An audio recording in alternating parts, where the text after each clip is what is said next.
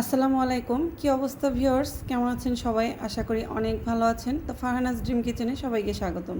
আর আপনারা সবাই জানেন ফারহানাস ড্রিম কিচেন মানে ইজি এবং ভিন্নধর্মী রান্না।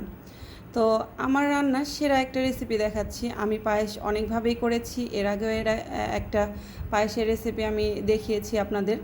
তো আমার মনে হয় এর চেয়ে ভালো পায়েস হতেই পারে না।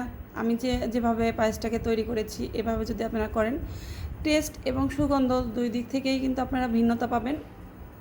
তো কিভাবে আমি তৈরি করেছি এই পায়েসটা, তো চলে যাচ্ছি মূল রেসিপিতে। তো যে হাঁড়িতে আমরা পায়েসটা রান্না করব এর মধ্যে দিয়ে দিব 1 টেবিল চামচ ঘি। ঘিটা গরম হয়ে গেলে এবার এর মধ্যে দিয়ে দিচ্ছি আমার হাতের 1 মুঠ পোলার চাউল। তো এখানে আমি চিনি গুঁড়া পোলার চাউলটা ব্যবহার করছি। এবার এগুলোকে আমি একটু নাড়াচাড়া করব। আর এই অবস্থায় কিন্তু চুলার জালটাকে একদম লো ফ্লেমে রাখতে হবে। তো এইভাবে আমি জাস্ট 2 মিনিট নাড়াচাড়া করে নিব। 2 মিনিট ভাজার পরে এর মধ্যে দিয়ে দিচ্ছি 1 কেজি গরুর দুধ। আমি গরুর দুধটাই ব্যবহার করছি, আপনারা চাইলে বাহিরের যে কোনো লিকুইড দুধও ব্যবহার করতে পারেন। এবারে এর মধ্যে দিয়ে দিচ্ছি কিছুটা এলাচ এবং দারচিনি।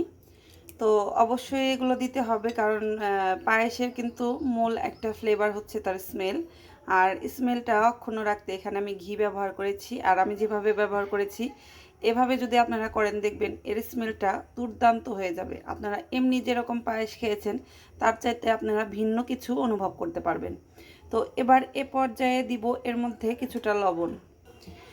মিষ্টির ব্যালেন্স ঠিক রাখতে আমি এখানে সামান্য কিছু লবণ ব্যবহার করছি।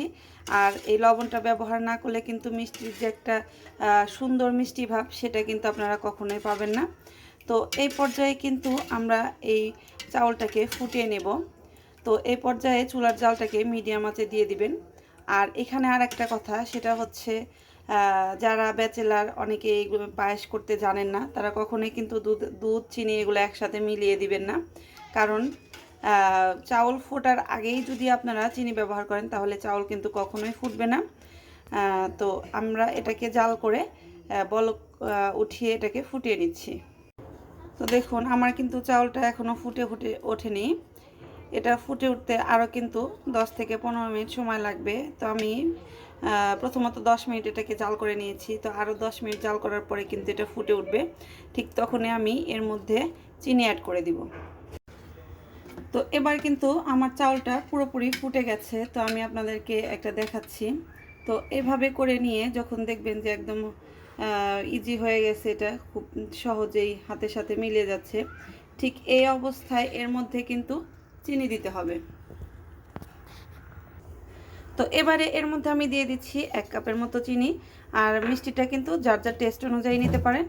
তো এভাবে করে এবারে আমি এটাকে অনবরত নাড়াচাড়া করে আমি আরও একটু ঘন। তো এইখানে আমি আর একটা টিপস বলে দিই, সেটা হচ্ছে চিনি দেওয়ার পরে কখনোই কিন্তু নাড়াচাড়া বন্ধ করবেন না। এটাকে অনবরত নাড়তে থাকবেন, তা না হলে কিন্তু এটার তলায় লেগে যাওয়ার সম্ভাবনা থাকে। তো এভাবে আমি নাড়াচাড়া করে আরও 10 মিনিট এটাকে কুক করে নেব। টোটাল আমার আধা ঘন্টার মতো লেগেছে এই পায়েসটাকে করতে। তো এইভাবে ঠিক আরেকটু ঘন করে নেব। এটা কিন্তু দেখুন অনেকটাই পাতলা আছে। তো এটাকে আরেকটু ঘন করে নিলেই কিন্তু রেডি। তো এই তো আমার কিন্তু পায়েসটা অলমোস্ট রেডি। এটা কিন্তু অনেকটাই ঘন হয়ে গেছে। আর এটাকে যখন আমরা চুলা থেকে নামিয়ে ফেলবো এটা আরও ঘন হয়ে যাবে।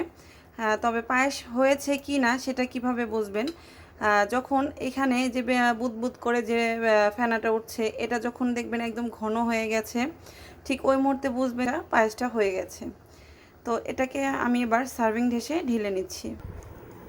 তো এই তো হয়ে গেল আমার কিন্তু সেই মজাদার পায়েস। অবশ্যই ভালো লাগলে লাইক, কমেন্ট এবং শেয়ার করবেন এবং সবাই সুস্থ থাকবেন। আল্লাহ হাফেজ।